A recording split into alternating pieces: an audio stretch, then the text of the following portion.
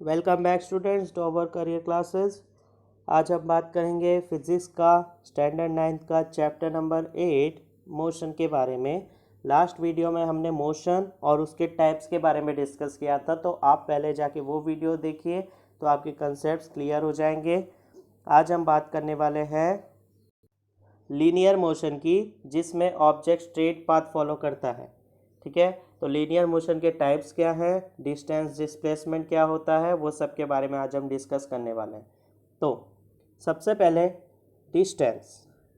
Distance is nothing but length of path covered by a moving body. ठीक है, कोई भी ऑब्जेक्ट अगर मूव कर रहा है तो वो कुछ ना कुछ लेंथ फॉलो कर रहा होगा, तो वो लेंथ जो होता है उसे हम बोलते हैं डिस्टेंस। ठीक है, ये वर्ड से आप बहुत फेमिलियर है, डिस्टेंस। ठीक है, तो नेक्स्ट है displacement.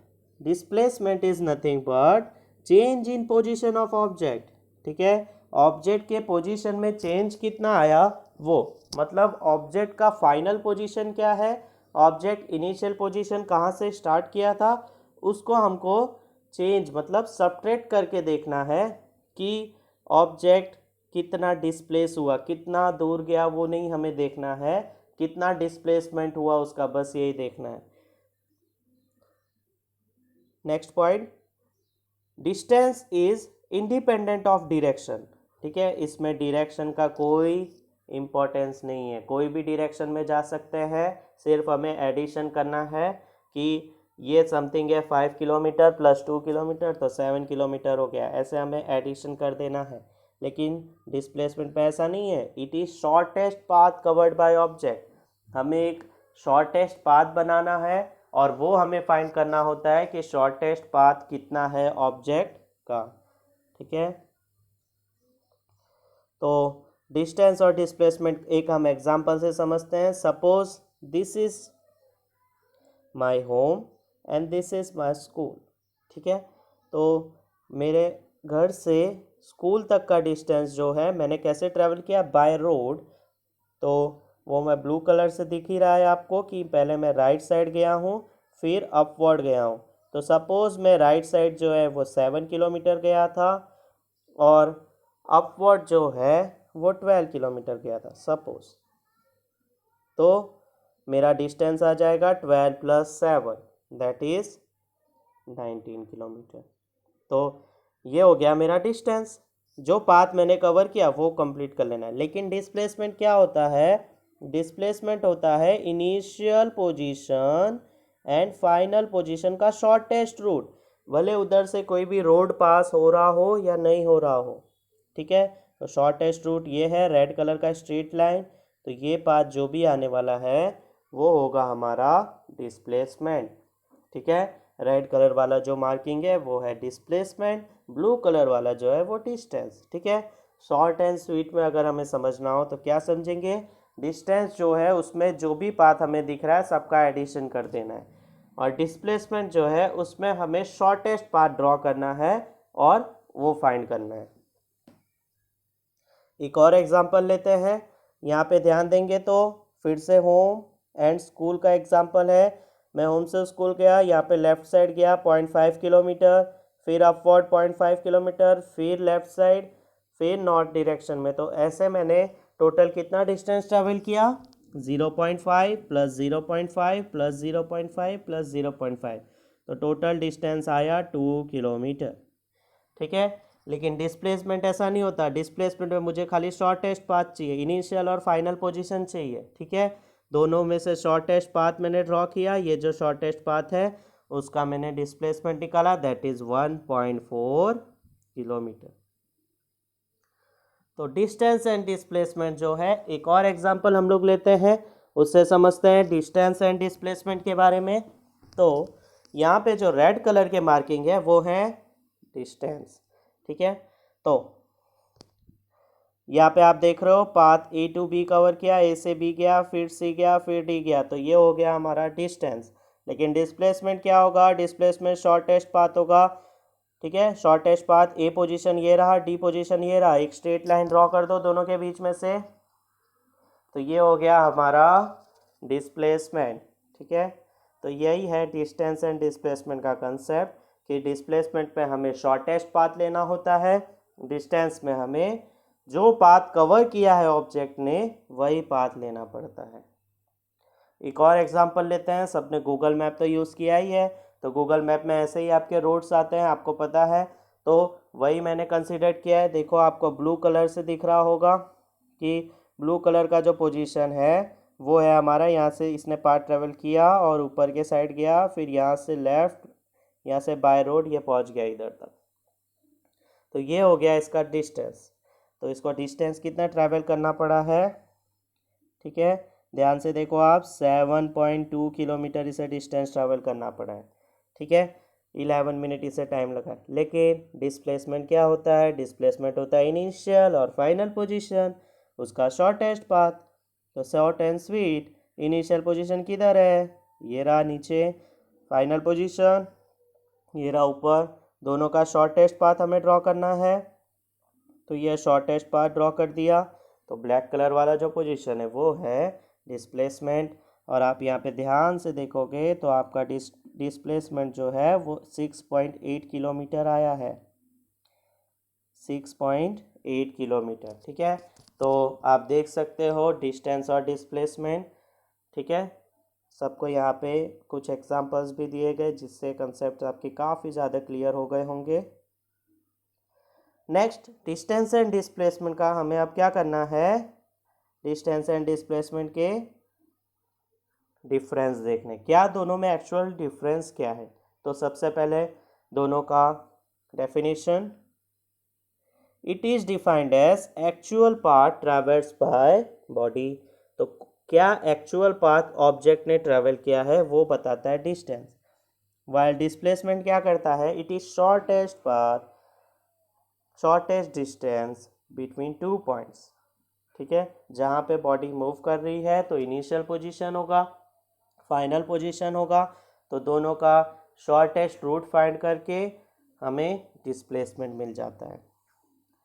Distance is a scalar quantity. अब स्केलर क्वांटिटी क्या होता है, स्केलर क्वांटिटी वो होता है जिसको सिर्फ और सिर्फ मैग्नीट्यूड से मतलब होता है, उसे कोई डायरेक्शन से मतलब नहीं होता, डायरेक्शन से उसकी वैल्यू में कोई फ़र्क आता नहीं है, ठीक है।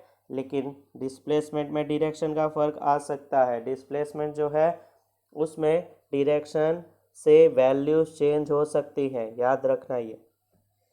Third point, it can negative और ज़ीरो, ठीक है।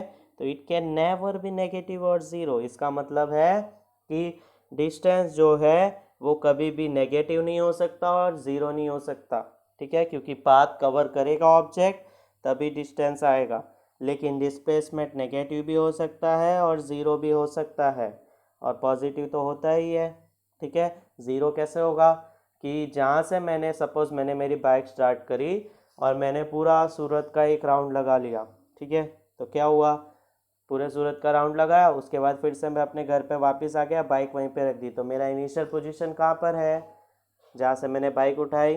फाइनल पोजीशन कहाँ पर है, जहाँ पे मैंने बाइक रखी। दोनों सेम पोजीशन पर है तो नेगेटिव हो गया, ठीक है। तो डिस्प्लेसमेंट नेगेटिव ज़ीरो हो गया। तो डिस्प्लेसमेंट नेगेटिव भी हो सकता है, ज़ीरो भी हो सकता है और पॉजिटिव भी हो सकता है। डिस्टेंस कैन बी इक्वल और ग्रेटर देन डिस्प्लेसमेंट। तो डिस्टेंस और डिस्प्लेसमेंट इक्वल भी हो सकते हैं, कब, जब शॉर्टेस्ट रूट जो है वही फॉलो किया है पर्सन ने, तब डिस्टेंस और डिस्प्लेसमेंट इक्वल हो जाएंगे।